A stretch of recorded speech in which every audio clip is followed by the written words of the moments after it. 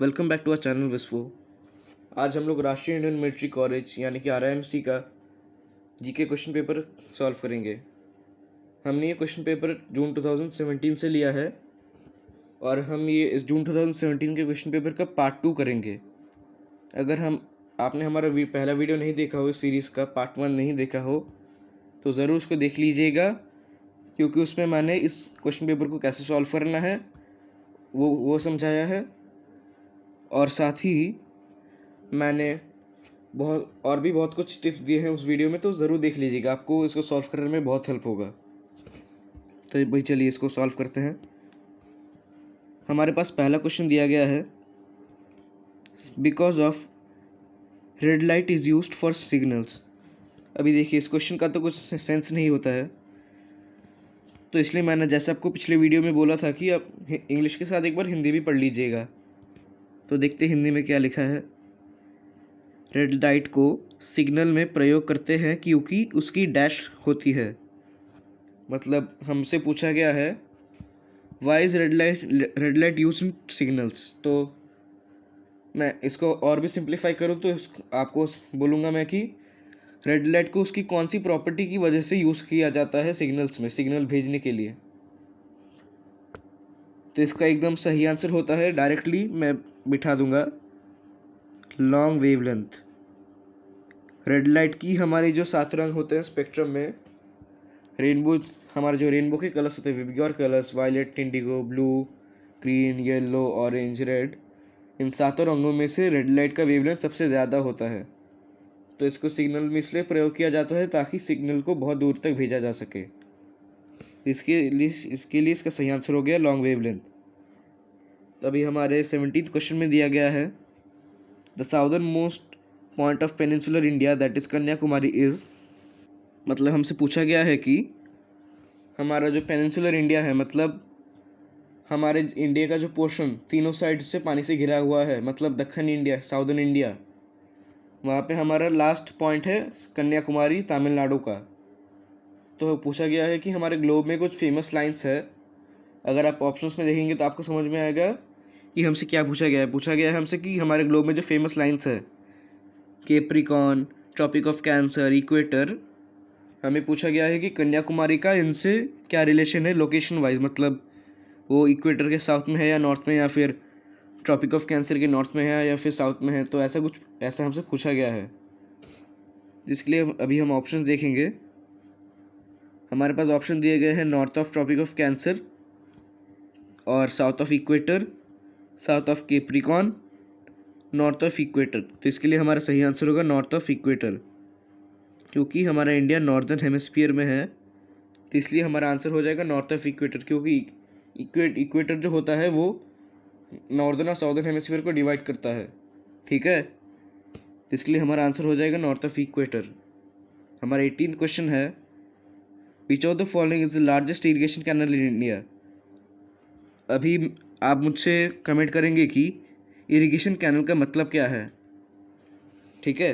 अभी मैं वीडियो को लेकर आगे बढ़ता हूँ, लेकिन आप मुझे कमेंट में ज़रूर बताइएगा कि इरिगेशन कैनल का मतलब क्या है। ये आपका होमवर्क हो गया, ठीक है। तो अभी हमसे पूछा गया है, हमें 4 ऑप्शन दिए गए हैं, और वो है Buckingham canal, Sirhind canal, Indira Gandhi canal और सतलुज यमुना लिंक कैनल, ठीक है। यहाँ पे STLUJ नहीं होगा, यहाँ पे सतलुज होगा, SUTLUJ, ठीक है। इसलिए आप एक बार हिंदी और इंग्लिश दोनों पढ़िएगा ताकि आपको समझ में आ जाए ठीक ठीक से। तो हमारा सही आंसर होगा इंदिरा गांधी कैनल। मैं आपको बता दूं कि इंदिरा गांधी कैनल हमारे राजस्थान में सिचुएटेड है, और इसको सबसे पहला नाम दिया गया था राजस्थान इरिगेशन कैनल, ठीक है। अभी चलिए 19 क्वेश्चन पे चलते हैं। 19 क्वेश्चन पे दिया गया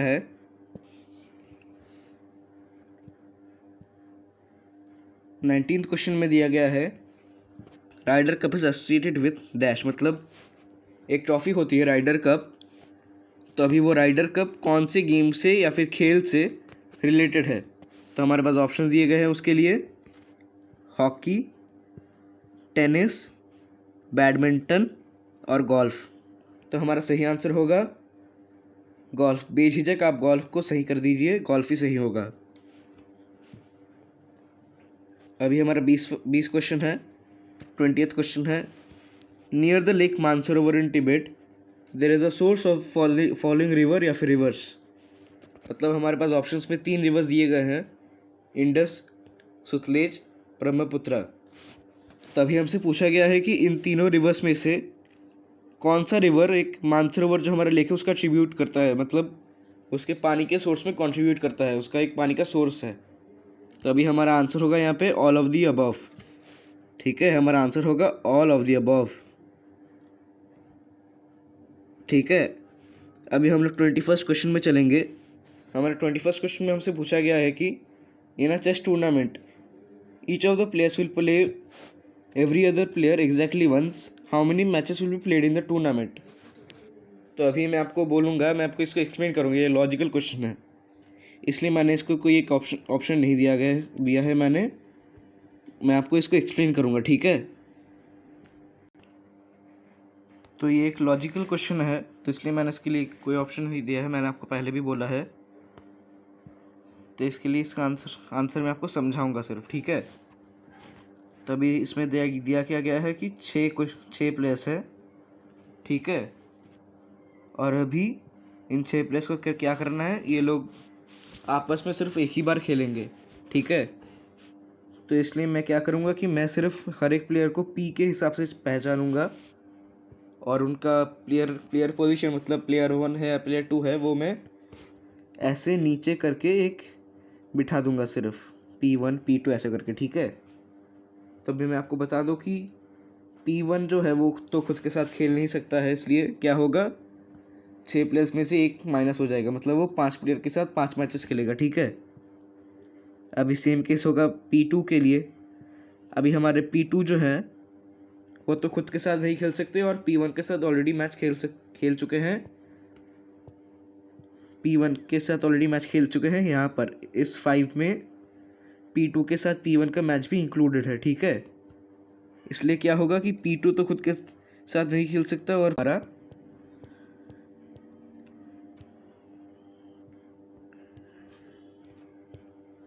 हमारा क्या होगा, हम लोग कितना माइनस करेंगे, हाँ सही, हम लोग 6 से 2 को माइनस करेंगे, 6 से 2 को माइनस करेंगे।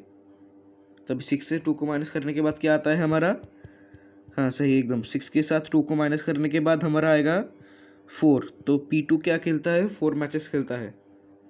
तो इसलिए हमारा सेम लॉजिक सबके साथ अप्लाई हो जाएगा।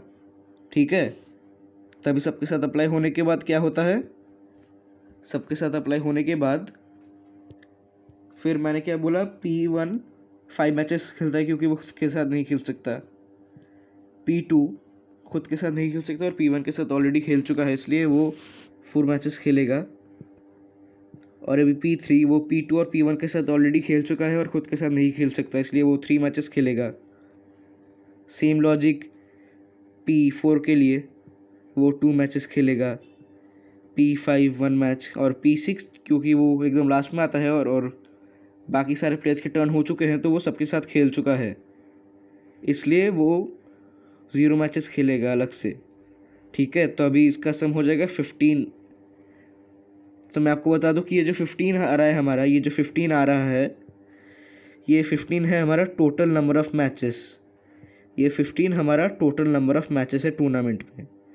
ठीक है, तभी इसका आंसर होगा 15।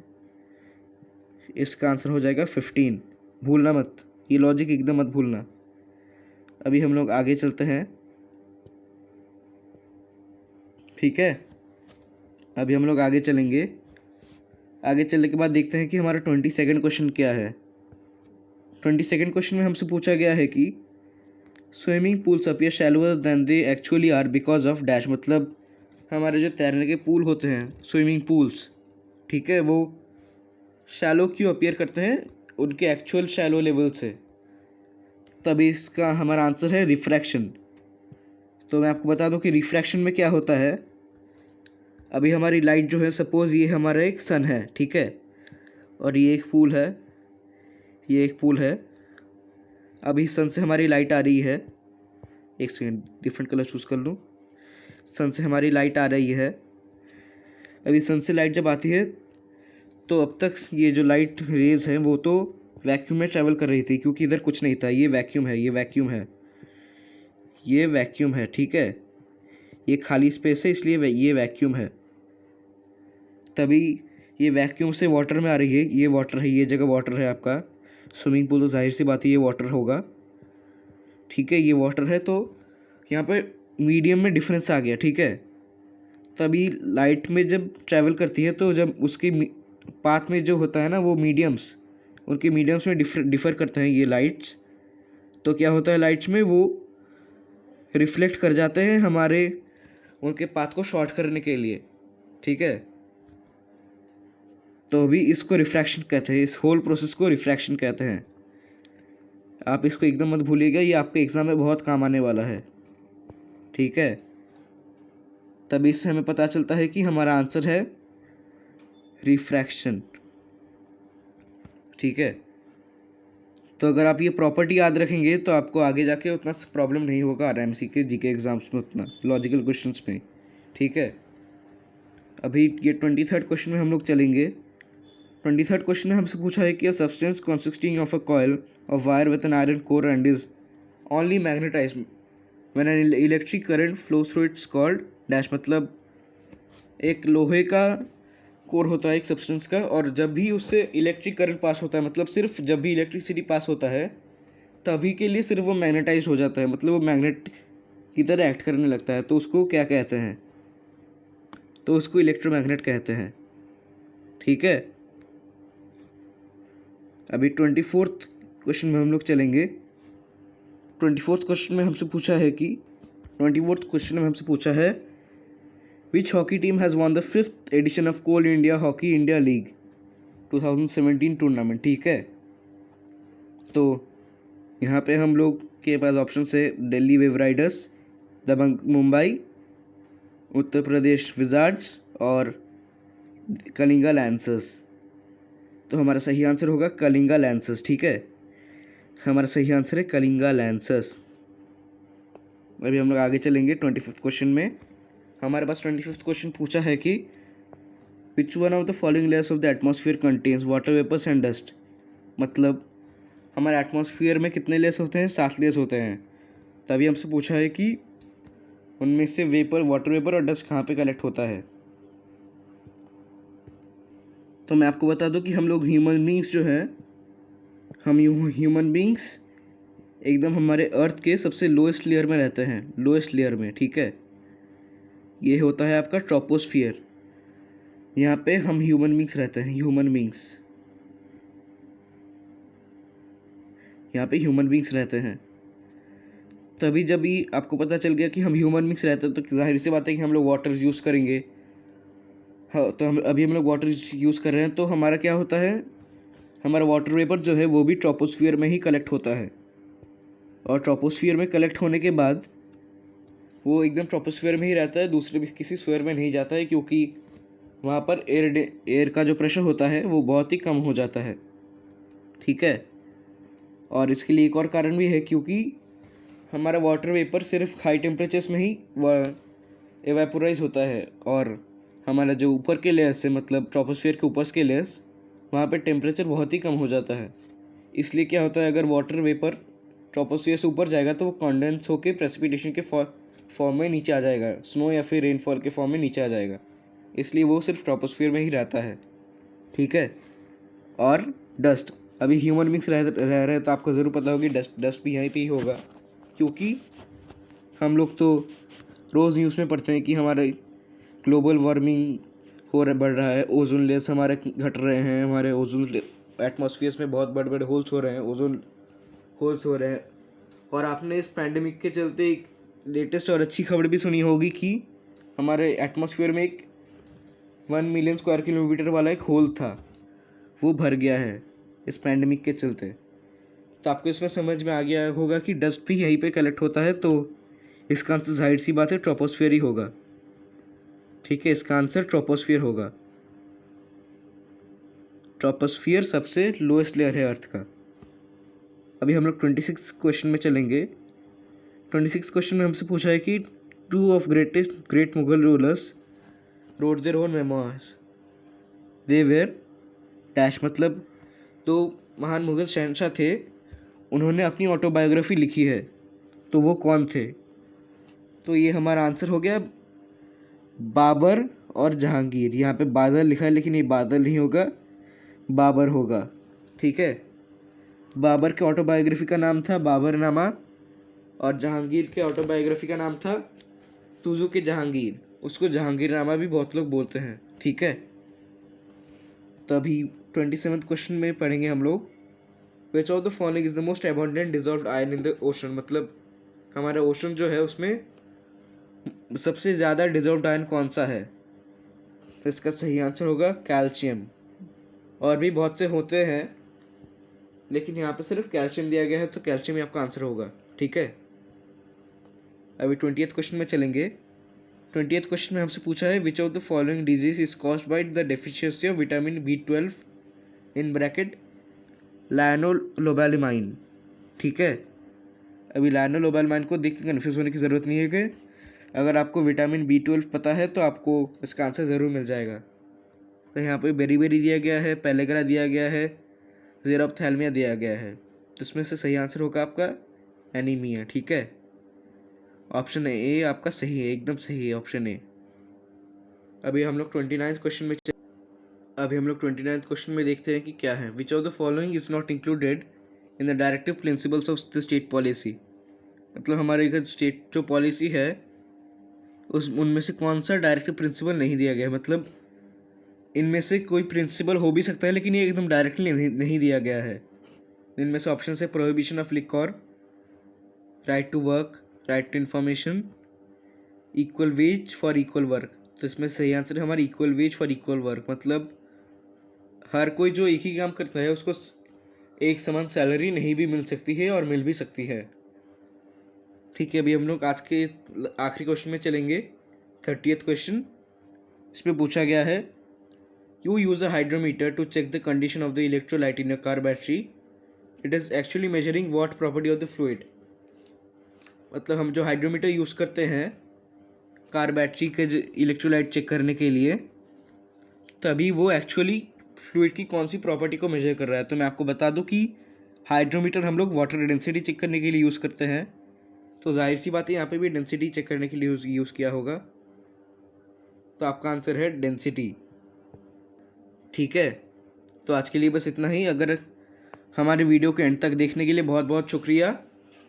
और अगर आपको हमारा वीडियो पसंद आया हो तो इसको लाइक और शेयर ज़रूर कीजिएगा, और अगर आप हमारे चैनल में नए हैं तो सब्सक्राइब ज़रूर कीजिएगा। और हाँ, अगर आपको हमारे सेशन का PDF भी चाहिए तो आप उसका लिंक डिस्क्रिप्शन बॉक्स में मिल जाएगा। आप सिर्फ इस लिंक में क्लिक करके आपको वो गूगल ड्राइव में ले जाएगा और उसको बस आपको डाउनलोड करना है। इतना से करने से ही आपको ग्रुप मिल जाएगा, इसका सेशन आप मिल जाएगा आपको। ठीक है, और मैंने तो आपके लिए वीडियो बना दिया। अगर आपको कोई स्पेसिफिक सब्जेक्ट का जो कुछ है ना, सपोज मैंने आपको ये जीके का बनाया है लेकिन आपको मैथ्स का चाहिए, तो आप मैथ्स के लिए ज़रूर कमेंट कीजिएगा हमारे वीडियो के नीचे। और अगर आपको कोई डाउट है किसी भी सेशन को लेके या फिर किसी भी चीज़ को लेके, आप हमारे टेलीग्राम ग्रुप को ज्वाइन कीजिए और वहाँ पर अपना डाउट पोस्ट कीजिएगा। आपको हम लोग 24 घंटे के अंदर उसी ग्रुप पे